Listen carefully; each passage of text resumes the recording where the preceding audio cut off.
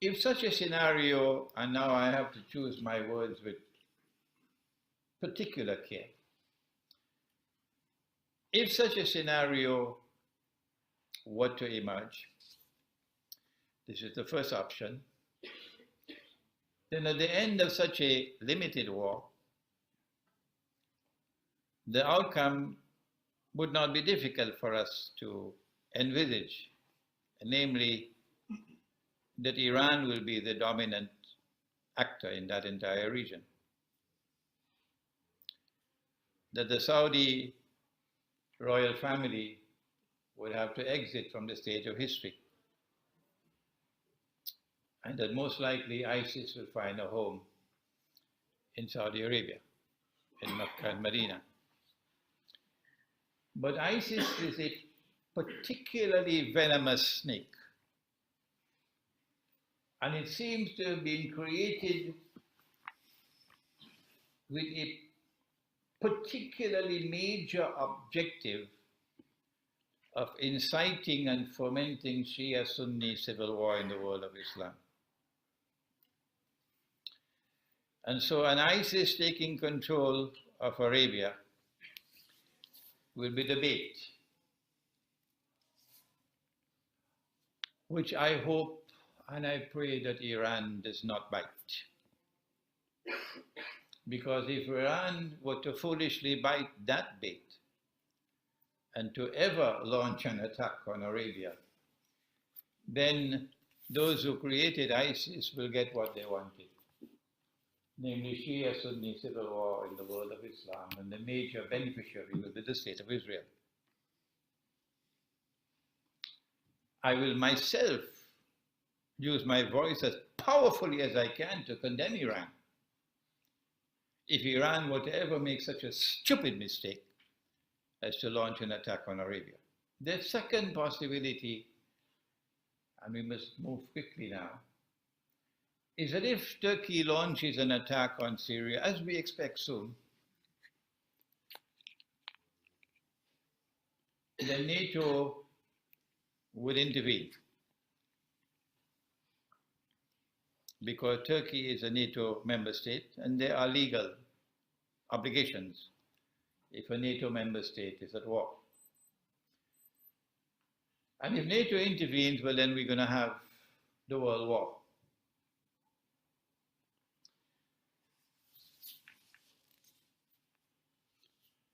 If the world war takes place, of course it's going to be nuclear war. And if it's nuclear war, then only the nuclear scientists really will be able to tell us what's going to happen to the world if a nuclear war takes place. But we're hoping that Piero will be able to at least give us some help in understanding what kind of a world will it be if a world war takes place.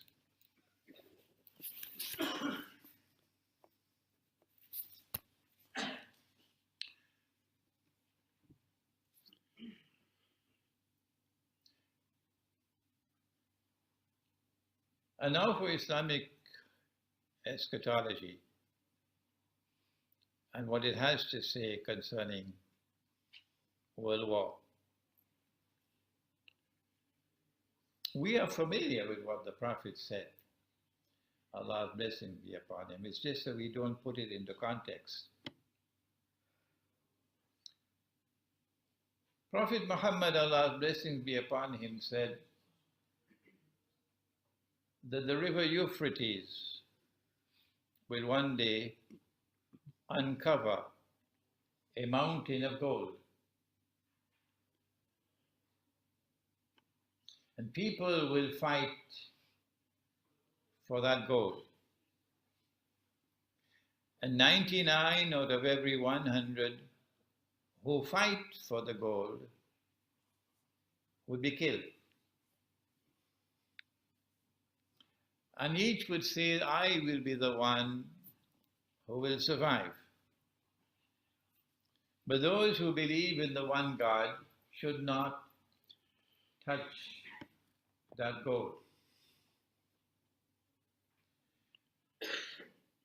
We have recognized this to be religious symbolism.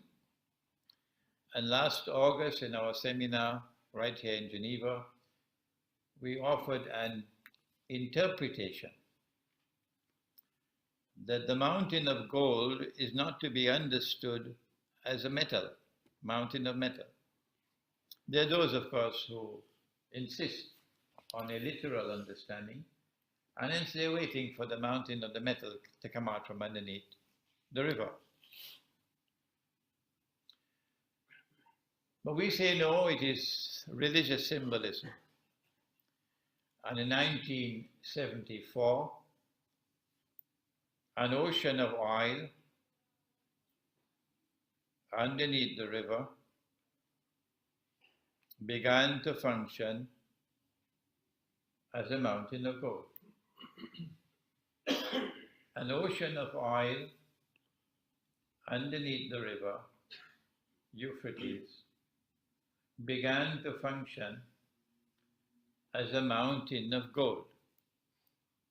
When? How? When Henry Kissinger got King Faisal to agree to this amazing request that oil should be sold. What an arrogant request. What an arrogant request. That oil should be sold for only US dollars. And they say, we are the people who have given you the free market.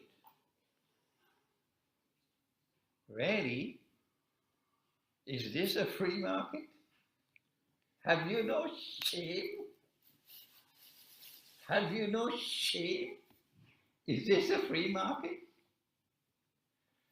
That if I want to buy oil with gold, I cannot buy it, even with gold. I can't buy it with anything else other than US dollars.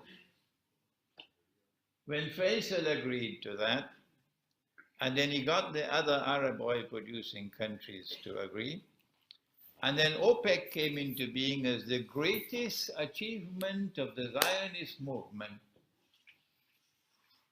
And OPEC also instituted this. Then something came into being called the petrodollar.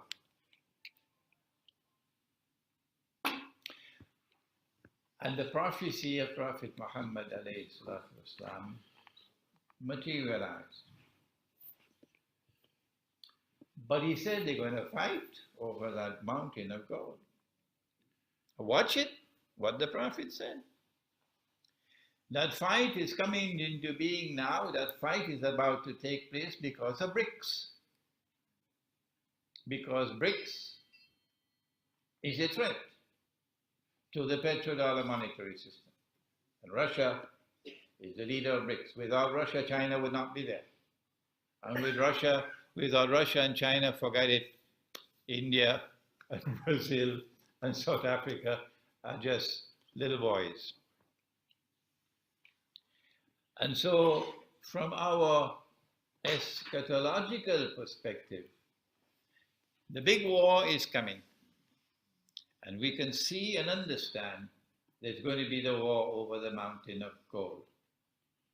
And so Ukraine is a sideshow.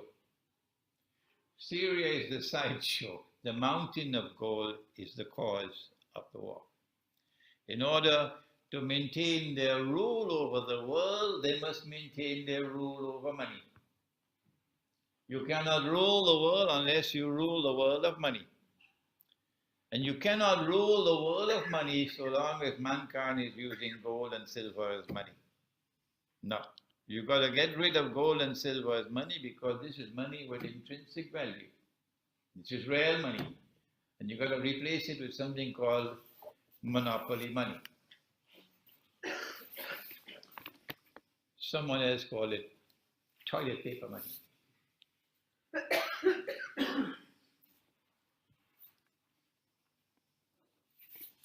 One of the reasons why they want to rule the world of money and hence rule the world is because of a messianic interpretation of history. Christianity, Judaism, and Islam all say the same thing, that the historical process is going to end with the Messiah. The Messiah will rule the world from Jerusalem.